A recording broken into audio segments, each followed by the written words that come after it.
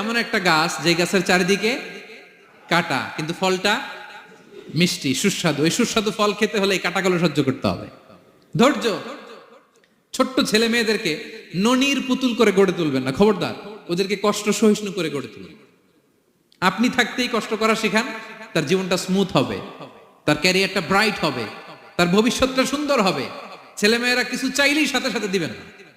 অনেক বাবা মা আছে এত আদর করে, এত বেশি আহ্লাদ করে, যা চায় তাই দেয়, পরে হিতে বিপরীত হয়, ঠিক কিনা?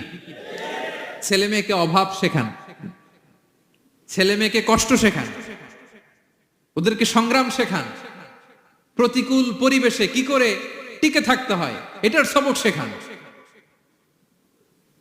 সেদিন লোকমান তাই করলেন, ছেলের সবর শিখাইলেন যে বাবা ধৈর্য ধারণ করো, আতঙ্কিত হবা না।